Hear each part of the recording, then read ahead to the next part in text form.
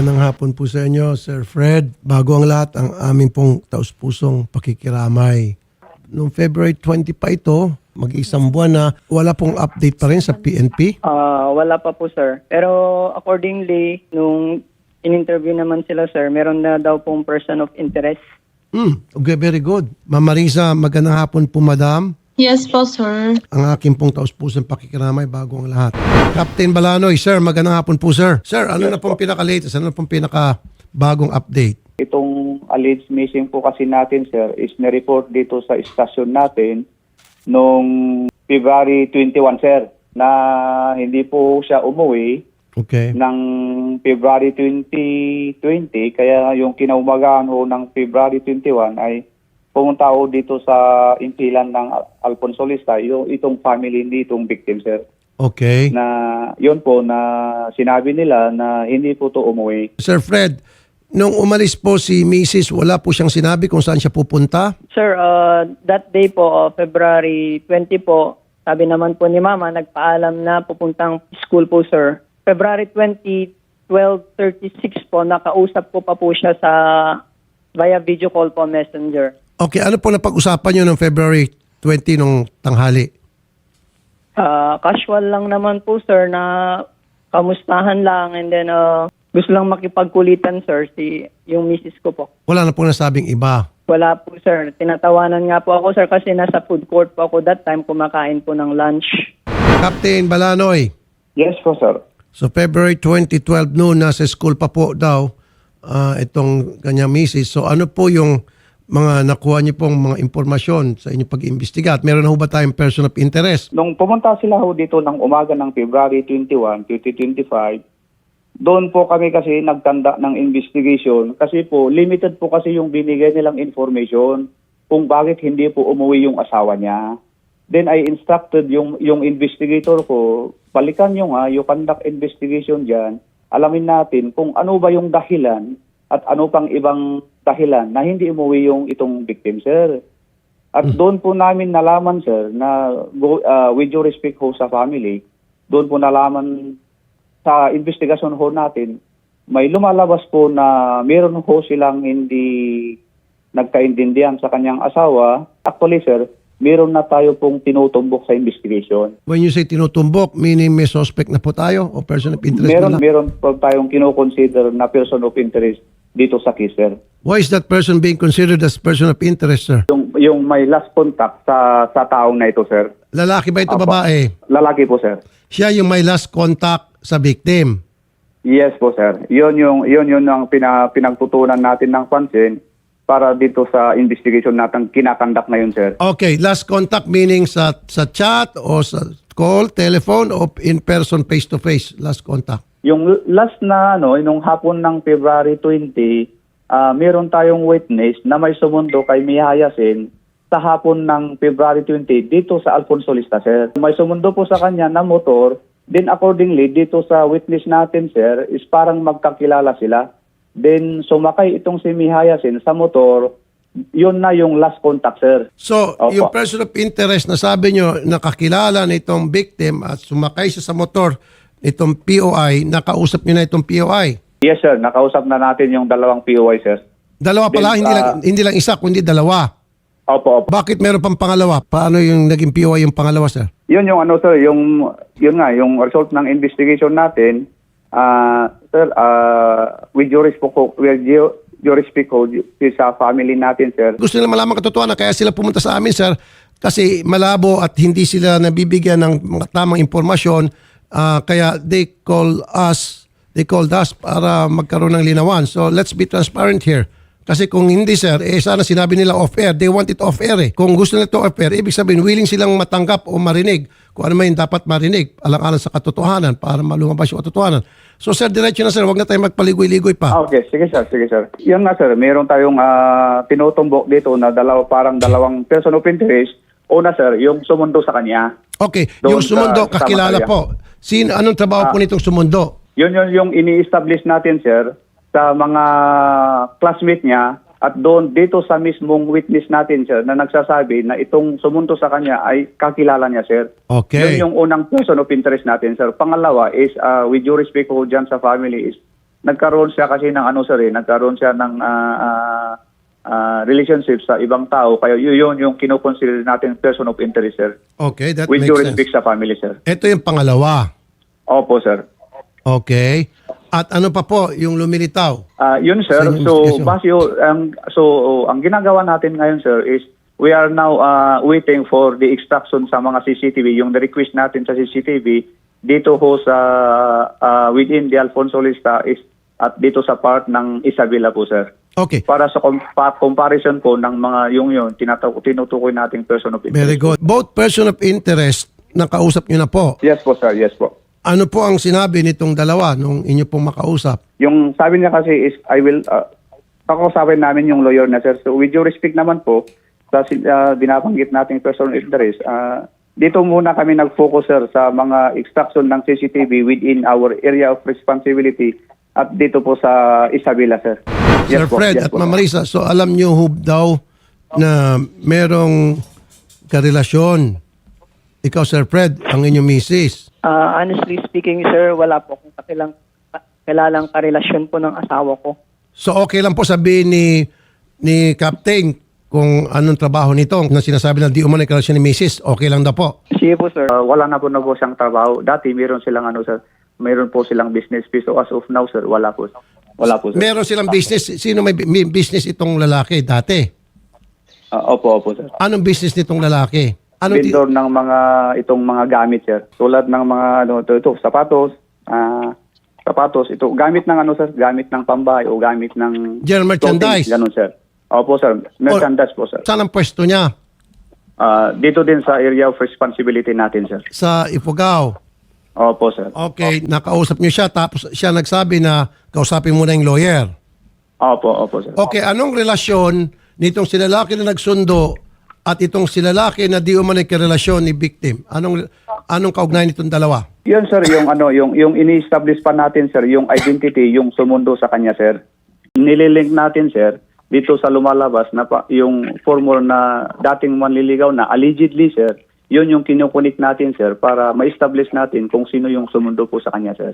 So meron siyang dati maniligaw at meron pang karelasyon niya. Yan po yung parang lumalabas sa investigation natin, sir. Parang kinukonect niya itong sumundo na nakamotor, ito yung bagong naniligaw o ex na maniligaw. Opo, sir. Ganun nga po, sir. Yun yung isang anggulo na tinitignan natin ngayon, sir. Karelasyon niya, di umano, sabi niyo na wala ng trabaho pero dati nagtitinda ng general merchandise, yun yung karelasyon niya present. At itong nagsusundo ng motor, ito yung dating karelasyon. Yun pa yung ini-establish Okay. natin, sir. Okay. Sa sumundo sa kanya, sir. Okay, sige. Yung sumundo nung gabing yun, sir. Meron po kayong mga CCTV footages na nakuha. Meron yung sir, for releasing na ngayong week, sir. Actually, tinawagan ko yung isang nirequestan natin is for releasing na lang, sir.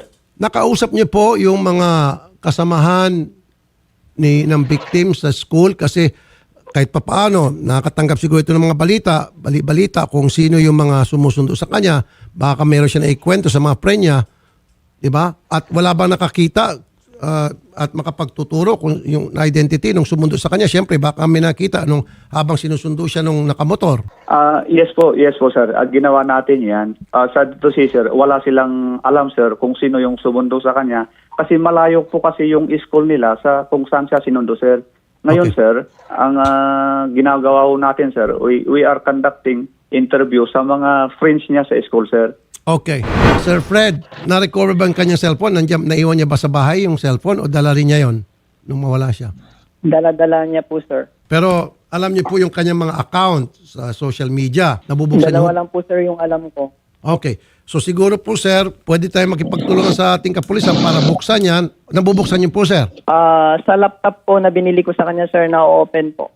Okay. Siguro, sir, pwede niyo i-open yan at sa history ng mga chat, kung sino mga chat niya, makikita niyo doon kung sino yung madalas niyang kausap at sino yung mga taong posibleng maikukonsider na person of interest. May time ho siya, pwede yung sir, ipunta ho dito sa atin yang Laptop. Kasi, yes po, kasi makatutulong yan sa investigation natin, sir.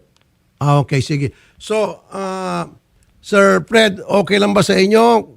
Kung gusto niyo, sasama namin kayo kay Captain, ipakita niyo po yung laptop para i-open nyo at tutulong yung police na basahin yung mga messages doon. Kung mamarapatin ninyo, kahit papaano makakatulong sa investigasyon, magsished light. Nung inopen ko kasi yung laptop, nung nawawala pa po siya, encrypted po yung karamihan po sa mga messages na nandun, sir.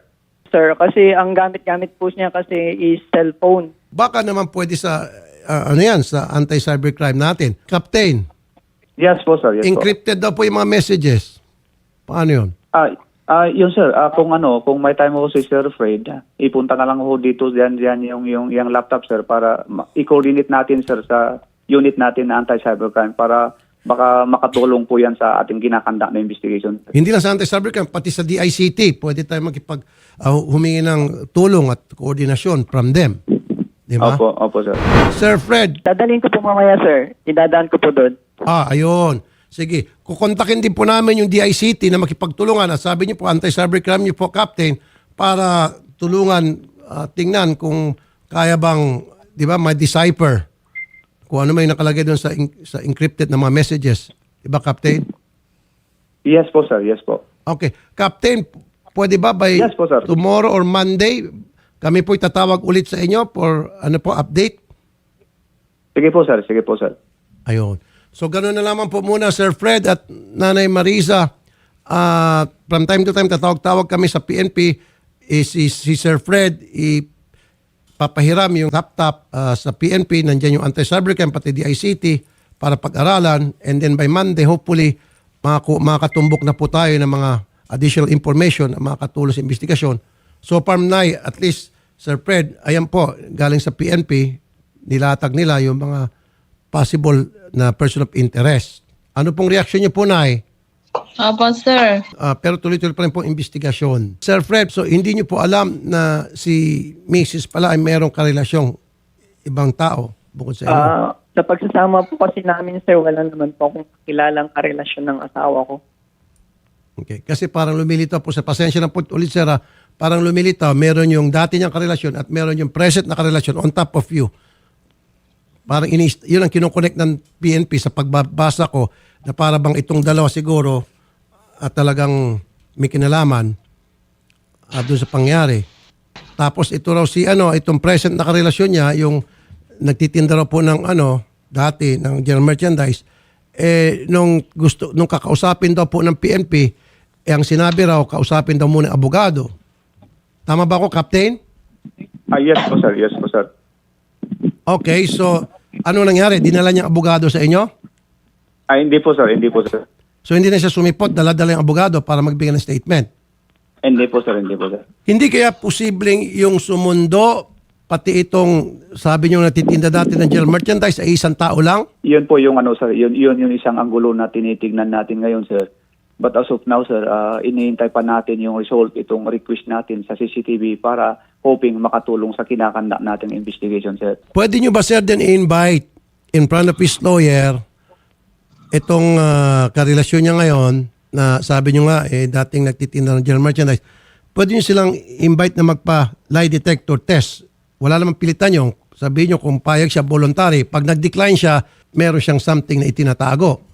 Na lalo niyo pong laliman ang investigasyon patungo sa kanya. Tama ba, sir? Yes po, sir. Yes po, sir. Pag pumayag siya, then maganda. Pag hindi siya pumayag, alam niyo na kung paano niyo anong discarding gagawin niyo. Di ba, sir? Opo, sir. Opo. Ganun na lamang po ngayon. Sir Fred, ano pong reaksyon niyo? Itong mga nalaman niyo po ngayon niyo lang po nalaman. Hindi po ganun yung asawa ko, sir, sa pagkakakilala ko sa kanya. Kasi posible namang pagpalit kami nung baby namin, sir. Pero wala ko kayo nababalitaan noon na yung inyong pong misis ay may mga kaibigan na lalaki, barkada, tropa. Nung hindi po kami mag-asawa, sir, meron. Pero nung nag-asawa na po kami, wala naman na po akong... Ilan taon na po? Nabalitaan. Ilan taon na po kayo nagsasama ni misis? Honestly, sir, more than 1 year pa lang po kami, sir. Nung bago kayo magsama, nung bago kayo magsama, meron siya karelasyon. Yung karelasyon niya bago kayo magsama, ano pong trabaho ng pagkakaalam nyo? Sir, honestly, before kami magsama, wala po akong kakilalang karelasyon niya po, sir. So, wala siyang boyfriend? Opo, sir, wala po akong kilala na karelasyon niya. Wala siyang, sabihin, wala siyang nababanggit sa iyo na ex niya? Meron naman, sir, pero matagal naman na po yun. Ano nga po yung ex niya? Sir, anong trabaho sa pagkakaalam niyo? Student pa lang, sir, nun yun. Estudyante. Opo, sir, yung pinakilala niya lang sa akin. Captain, magtatawagan Yes, po, tayo sir. tomorrow and Monday. Hopefully, meron na tayong information by Monday. Sige po, sir. Okay? Mas matibay na information. Sir Fred, madalas bang lumalabas si Mrs. at hindi umuwi ng ilang oras o isang araw? Pag pumunta ng school, uwi naman po yun, sir. Based sa kanyang schedule po ng pag-uwi, sir. So, hindi siya yung ginagabi? Hindi po siya yung pala, hindi, minsan lang, sir, pag nagagabi siya, kasi nagsasabi naman siya, sir, pag yung klase niya ay sumabot po ng 6. Pero never pa siya umuwi ng more than 6 p.m. Never, wala, sir. Ang party list na masasandalan. Axia yes. Colonel Yabon. Yes, sir. Good afternoon, sir. Opo. So far, okay naman po yung ginagawang investigasyon ng inyong mga tauhan, especially si Captain Balanoy. Pero hopefully, sir, nangako sa akin si Captain Balanoy, meron tayong mga karagdag impormasyon by Monday, Colonel, sir. Yes, sir. Actually, nung nano ko to, I even contacted yung sa CIDG Opo. para tutulong sila dito din yung sa San Mateo. Opo. Actually, parang dalawang insidente kasi to. Opo. Yung una, reported missing sa lista itong subject natin. Opo. Pagkatapos, sumunod nung after natagpuan na patay na doon sa irrigation na lumutang na isinapon nila. So parang yung crime scene is parang So anyway, sir, sinabi ko kay TOP, lahat i-exhaust natin, then every now and then magkaroon kayo ng with the itong San Mateo and CIDG kasi sa Region 2 kasi yung nangyari yung sa pagkamatay niya, nung tatagpuan siya, para maganda yung flow ng natin, systematic yung pagkata natin sa investigation. Okay. Ganun po, sir. Sir Fred, huwag ka magalit, sir. Is it okay na kayo po ay kakausapin ni Captain Balanoy at kayo po ay magpa-lie detector test? Although I'm not saying na POI ka o victim ka, sir, para yung mga pulis maging kampante sa lahat ng mga sinasabi mo na talagang ikaw ay willing at cooperative sa ating PNP. Willing ho ba kayo? At nakikinig po si nanay. No problem, sir. Captain, willing daw po Yes, po. mag-submit sa polygraph test itong si Sir Fred. At pwede niyo po siguro siyang kausapin. Then, meron pa akong request, sir, since andyan naman po dyan, sir. Then, if he is willing na i-turn in yung cellphone niya, sir, sa amin para maisama din natin sa examination o request pa doon sa anti-cybercrime unit natin, sir. Sir Fred, willing ka ba? Ipahiram yung cellphone Yes, mo. sir. Very good. Yes, sir. I'm willing po. Okay, sige sir. Para naman sir, lahat ng Opo. anggulo matitingnan natin kapulisan para maging malalim, dive ng malalim ang ating kapulisan. They will do everything na para mabigyan ng linaw kung ano talaga ang totoo. Basta sir, kausapin kayo ni Captain Balanoy, kung kayo po ay uncomfortable, pwede naman ako mag-request na meron pong abogado kasama kayo habang kayo kinakausap. Pwede tayo mag-request na meron taga-public attorney's office na nandiyan sa tabi nyo habang kinakausap niyo po si Captain. Kung yung po'y komportable kayo, and then magpapalay detector test kayo, voluntary, kasama yung cellphone ninyo, para naman sir, lumalim-lalim ang investigasyon, para lumabas yung katotohanan at kasama na dito yung makikita nila na ikaw tayo very cooperative at papasalamat sila sa inyo. Okay sir? Sige po, sir. Captain, Yes po, sir. Yes, so, si Sir Fred ay very willing na makipagtulungan sa iyo, makipag-usap, ibibigay yung laptop, pati yung cellphone, laptop ni Mrs., cellphone ni Sir Fred, at he's willing to submit sa isang polygraph test. And habang siya tinatanong kung gusto niya po, sir, pwede natin siyang bigyan ng public attorney's office sa tabi niya habang siya kinakausap. Okay sa inyo yun, Cap? Yes po, sir. Yes po, sir. At maraming salamat po, sir. Okay. Colonel, ganun na lamang po. Pakimonitor na lamang po itong takbo ng investigation. Colonel, sir. Yes, sir. We keep monitoring it, sir. Umpisa nung nangyari to, sir. Okay, sir. Kaya inano namin sila na dapat every now and then may progress itong investigation, sir. Ayun, sige po. So, ganun lang po, Sir Fred at saka Ma'am Marisa, ha?